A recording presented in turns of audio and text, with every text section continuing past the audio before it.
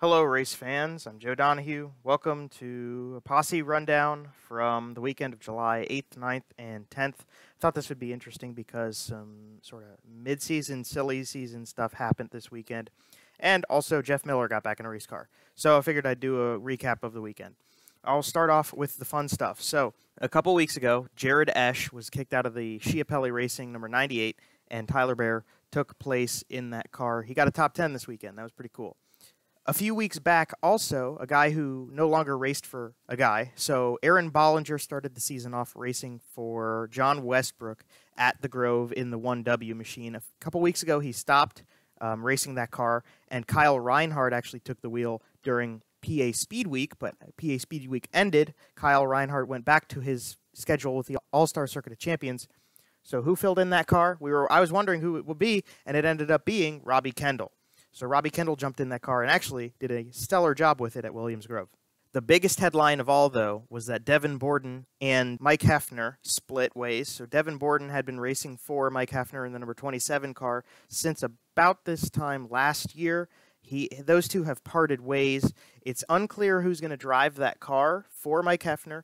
I had seen talks of either Corey Eliason or Briggs Danner driving. I don't know about Briggs Danner because Briggs is running the USAC East Coast 360s championship and is doing pretty good, as in he's the only person besides Alex Bright who can win races regularly. Corey Eliason is a possibility. Corey was racing at Knoxville with the Indy Race Parts number 71 past weekend, so it's unclear which of those two guys or who else is going to end up stepping into that car. Devin Borden, however, is going to be jumping into a car that Pat Cannon had driven earlier in the season, and that is the car with Chris Shuttlesworth now joining on board as well. Chris Shuttlesworth had worked with Anthony Macri. He now joins forces with the Steeman Racing team, and car number 23 will have Devin Borden in it sometime soon, hopefully this coming weekend. That car races at the Grove and Port Royal regularly, so maybe we'll see it at Lincoln. Who knows? Devin Borden was running at Lincoln beforehand. Final big thing, there were a couple of people who made their first starts this weekend, but I definitely think that it's just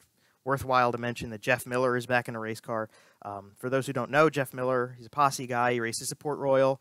He used to race at Port Royal regularly. He actually raced at Lincoln this weekend, but he got in a really bad crash, and it messed him up physically. He was in very bad shape, hurt, and has been out of a race car for over a year, but this past weekend, he made his first start after being away for a while at Lincoln Speedway. He did not make the feature, but just cool to see him back. So down into each race, there were three. There was one on Friday night. That was Williams-Grove. And then Lincoln and Port both had 410 events this weekend. At Williams-Grove, Anthony Macri won his 15th race of the season. He just beat out Robbie Kendall, who had a rather stellar race with a car he's very new to, as in that was his first race in the 1W. He got second. Danny Dietrich ended up third, and the rest of the top 10 is here visible for you. At Lincoln, there was a big crash at the very start of the race. Austin Bishop, he got into the corner, the first corner, and just a little bit too much momentum, got jacked up over the front of another car, and had a pretty interesting and serious tumble. I can't show you a replay because I don't have the rights to it, but you can go to flowracing.com if you want to see that.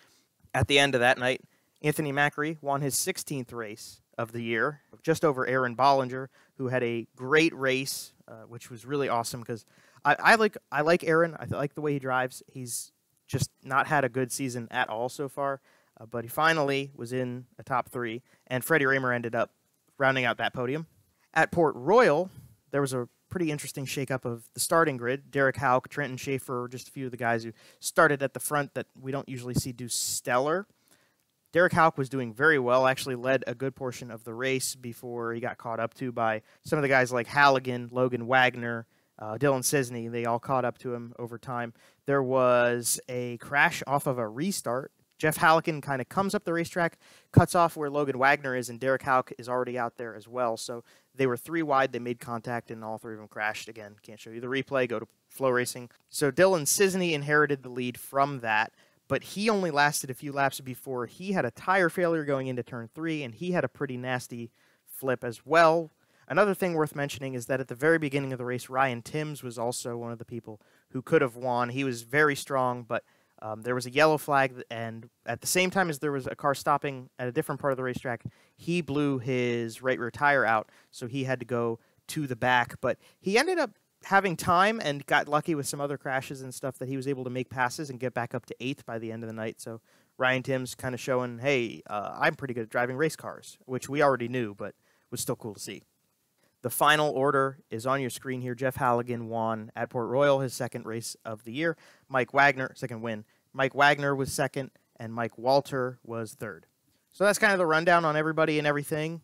Port Royal is not racing 410s this coming weekend, but you can still see Williamsgrove on Friday and Lincoln on Saturday.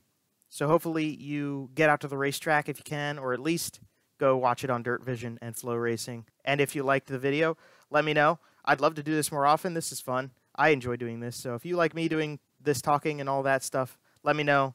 Thank you for watching, and we'll hopefully see you again soon.